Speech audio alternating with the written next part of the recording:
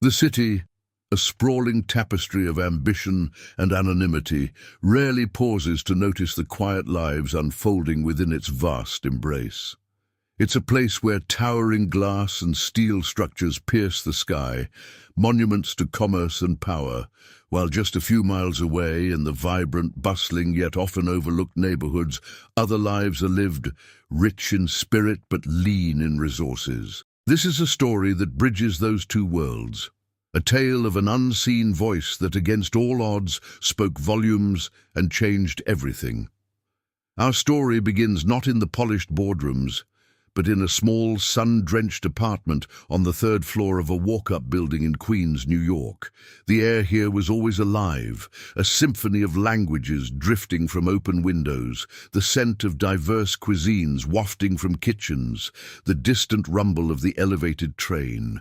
It was a world away from the hushed, air-conditioned corridors of Midtown Manhattan, yet inextricably linked by the daily commute of its residents.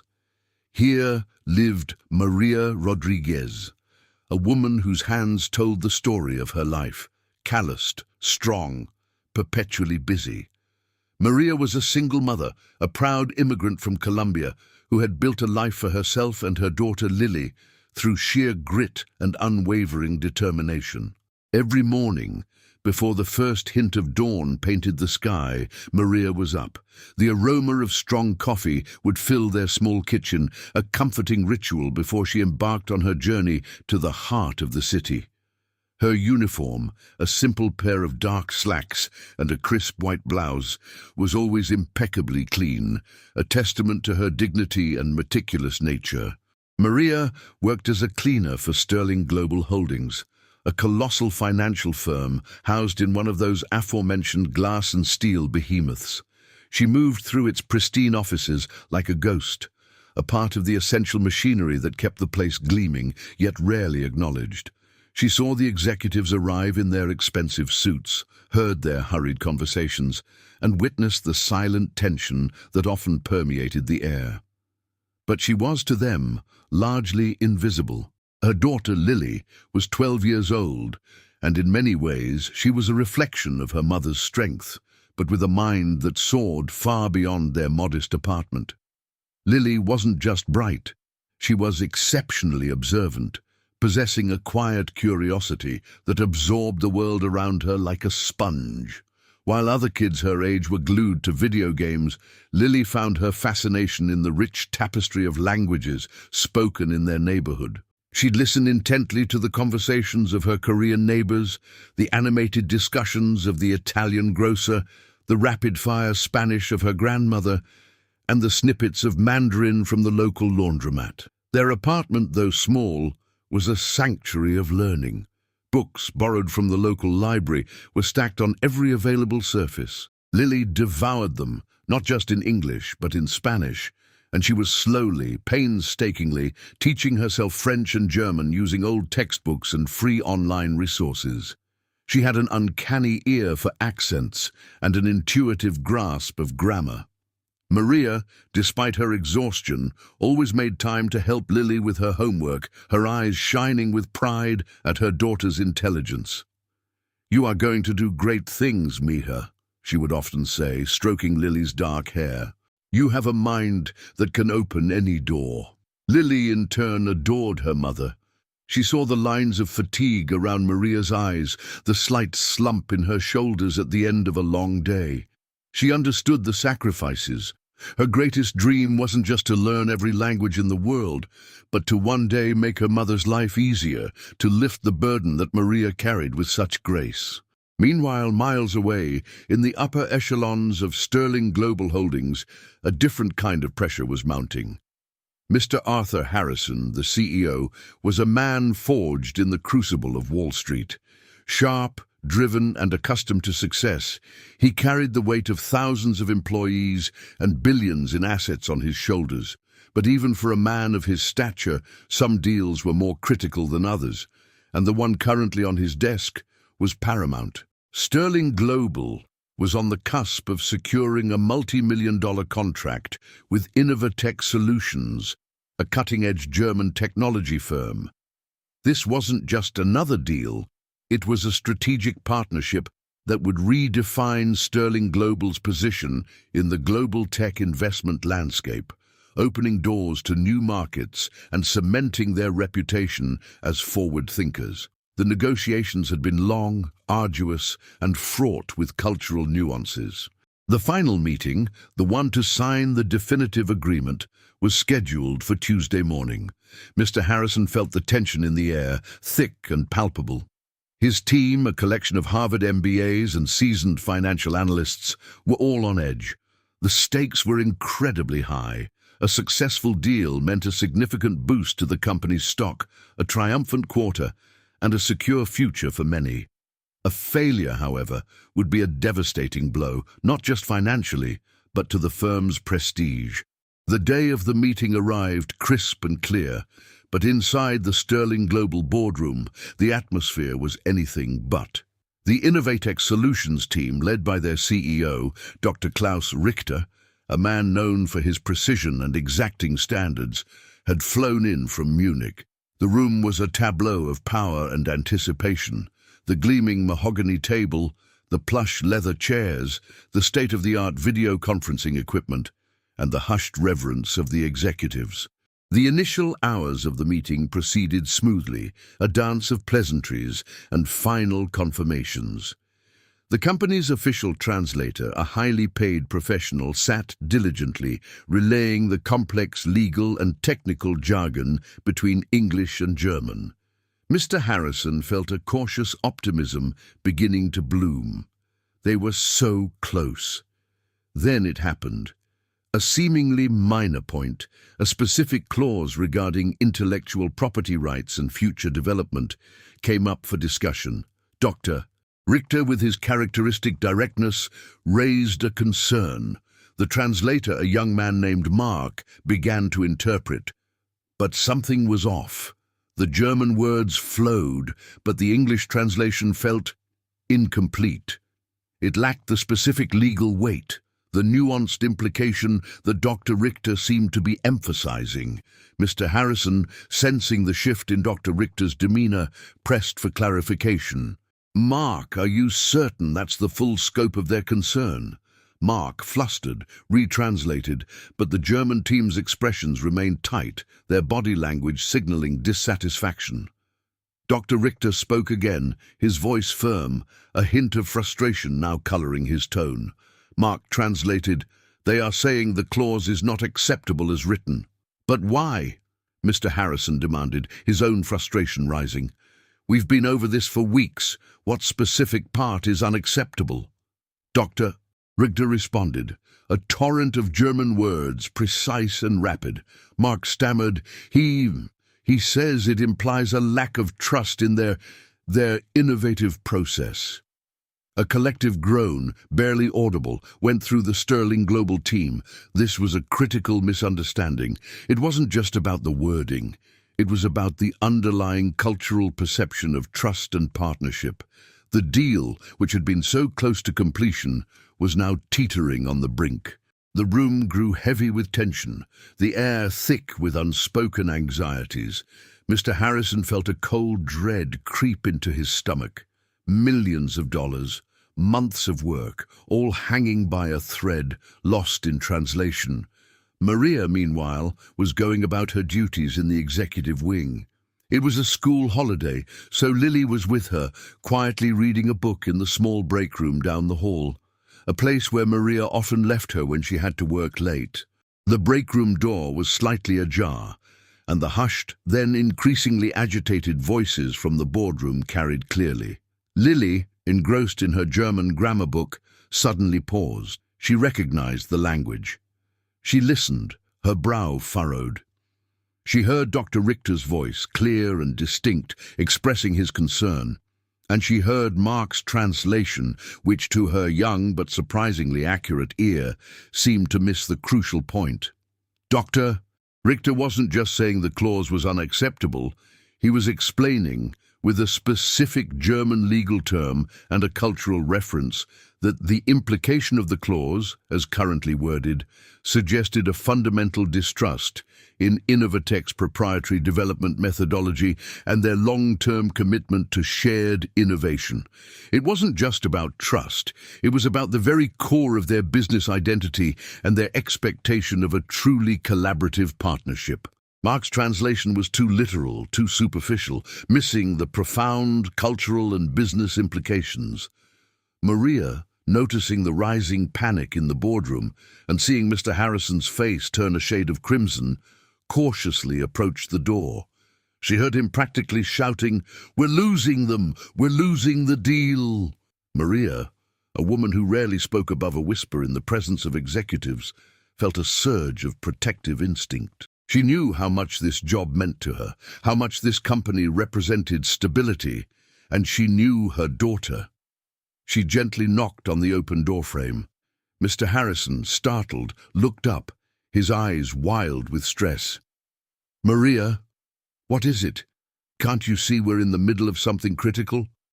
"Forgive me, Mr. Harrison," Maria said, her voice soft but steady. "But my daughter, Lily, she understands German. She was listening. She thinks she knows what the gentleman means." A stunned silence fell over the room. The executives exchanged bewildered glances. Dr. Richter and his team looked on, confused by the interruption. Mr. Harrison stared at Maria, then at the small, earnest face of Lily, who had now appeared beside her mother, clutching her German book. Your daughter?" Mr. Harrison scoffed, a humorless laugh escaping him. "Maria, with all due respect, this is a multi-million-dollar negotiation. We have a professional translator here." He gestured dismissively at Mark, who looked mortified. "But he is not understanding the nuance, sir," Lily said, her voice surprisingly clear and confident for a 12-year-old. She stepped forward, her eyes meeting Mr. Harrison's. "The gentleman, Dr. Richter, he is not just saying unacceptable. He is saying the clause, as written, implies a lack of Vertrauen in ihre Entwicklungsmethodik und langfristige Partnerschaftsstrategie." She pronounced the German words with a precision that made Dr. Richter's eyes widen slightly. It means trust in their development methodology and long-term partnership strategy. It's a deeper cultural point about how they view collaboration, not just a legal term. The room was silent. Dr. Richter, who had been listening intently, slowly broke into a small smile. He spoke in German, directly to Lily. Lily responded, her German fluent, articulate and respectful. They conversed for a moment, a rapid exchange that left the sterling global executives utterly bewildered. Then Lily turned back to Mr. Harrison. "He says that the current wording makes it sound like Sterling Global is questioning their entire approach to innovation, which is the foundation of their company. He suggests a rephrasing that emphasizes mutual respect for proprietary methods while outlining shared goals for future development. Something like, Sterling Global acknowledges and respects Innovatech's established development methodologies, and both parties commit to a collaborative framework for future innovations, ensuring mutual benefit and intellectual property protection." Mr. Harrison stared at Lily, then at Dr. Richter, whose smile had now broadened into genuine relief. The German CEO nodded vigorously, speaking in German to his team, who also looked visibly more relaxed. Is that correct, Dr. Richter?" Mr. Harrison asked, his voice barely a whisper, directed at the German CEO. Dr. Richter, still smiling, replied in English, "Absolutely, Mr. Harrison. Your young interpreter has captured the essence of our concern perfectly. It is not a matter of legal wording alone, but of the spirit of our partnership. Her understanding is remarkable." The tension in the room evaporated, replaced by a palpable sense of awe and, for the Sterling Global team, profound embarrassment. Mark, the professional translator, looked as though he wanted the floor to swallow him whole. Mr. Harrison, a man who had faced down hostile takeovers and navigated global financial crises, felt a wave of humility wash over him. He had been so focused on the big picture, on the numbers, on the perceived expertise of his highly paid team, that he had completely overlooked the quiet intelligence that had just saved his company millions. He looked at Lily, this unassuming 12-year-old girl from Queens who had just done what his entire team couldn't. The meeting resumed, and with Lily's precise interpretation and cultural insights, the revised clause was quickly drafted and agreed upon. The contract was signed, the pens clicking with a finality that signaled triumph. Dr. Richter shook Mr. Harrison's hand warmly, then, to everyone's surprise, he turned to Lily, bowed slightly and said in perfect English, "Thank you, young lady. You have a truly exceptional gift." After the Innovatech team departed, the boardroom was silent once more, but this time it was a silence of reflection. Mr. Harrison dismissed his stunned executives, telling them he would address this matter later. He then turned to Lily and Maria, who stood quietly by the door, ready to retreat back into their world of quiet service. "Lily," Mr. Harrison began, his voice softer than anyone in the building had ever heard it. "Where did you learn German and all those other languages?"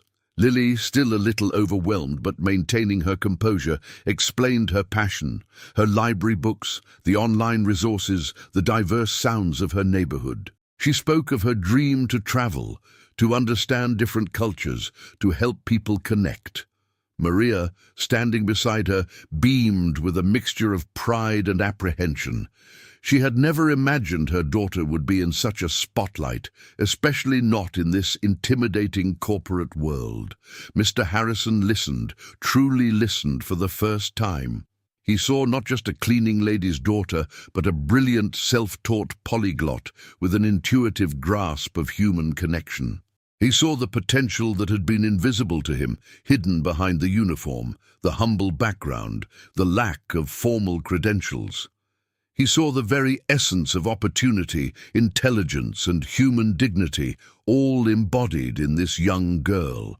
He thought about his own life, his own assumptions. He had built an empire on recognizing value, on identifying talent, yet he had been blind to it right under his nose, in the very people who kept his world running smoothly. The invisible people. The cleaners, the security guards, the delivery drivers, the backbone of the city, whose stories and potential often went unnoticed. A profound shift occurred within Mr. Harrison that day. It wasn't just about the saved contract. It was about a fundamental re-evaluation of his perspective, a redemption of his own narrow world-view. He realized that true intelligence and capability weren't confined to Ivy League degrees or corporate titles. They could blossom anywhere, given the right spark and the right opportunity. He looked at Maria, her face etched with years of hard work, her eyes filled with a mother's love. "Maria," he said, his voice thick with emotion, "you have raised an extraordinary daughter, and you too are an extraordinary woman. Your loyalty, your dedication to this company, and your courage to speak up today, it has not gone unnoticed."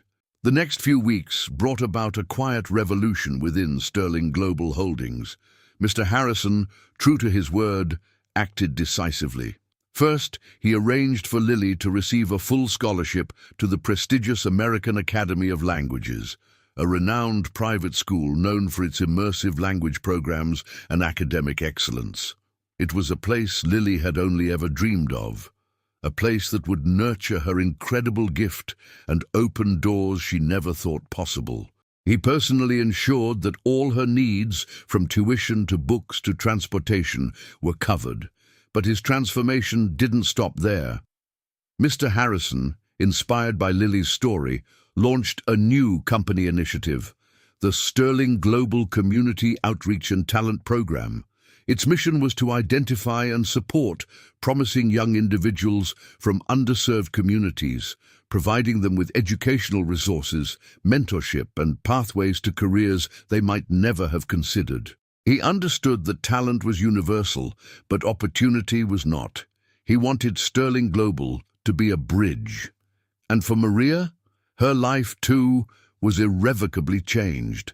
Mr. Harrison, recognizing her unwavering dedication and the immense value she brought, not just through her work, but through her family, offered her a significant promotion. She was elevated to a supervisory role within the facilities management team, with a substantial salary increase, comprehensive benefits, and a clear path for advancement. It was a recognition of her dignity, her hard work, and the quiet strength she had always possessed. The subplot of her struggle, her quiet sacrifices, found its just and satisfying resolution. Lily and Maria's lives were transformed, but they remained grounded. Lily, now thriving in her new school, continued to visit her old neighborhood, never forgetting where she came from. Maria, with her new responsibilities, carried herself with an even greater sense of purpose, her shoulders a little straighter, her eyes shining with a newfound hope. The story of Lily and the $1 million contract became a legend within Sterling Global, a powerful reminder that intelligence knows no zip code, that opportunity can emerge from the most unexpected places, and that true leadership lies in the ability to see the unseen, to value every individual, regardless of their station. It was a story of redemption for a CEO, justice for a hard-working mother, and a boundless future for a brilliant young girl. It taught everyone that sometimes the most profound lessons come not from the loudest voices in the room, but from the quietest, most observant ones. This tale reminds us all to look beyond the surface, to listen more intently, and to recognize the incredible potential that resides in every person we encounter, regardless of their background or perceived status. Because sometimes the most valuable insights, the most crucial solutions, come from the most unexpected places, delivered by the most unexpected voices. If this story resonated with you, if it made you think about the unseen heroes in your own life, or if it simply inspired you to look for potential in unexpected places, please consider giving this video a like. Share it with someone who needs a reminder of the power of human spirit and the importance of opportunity. And if you want to hear more stories that celebrate resilience, intelligence, and the triumph of the human spirit, be sure to subscribe to our channel and hit that notification bell so you don't miss our next narrative. Thank you for watching.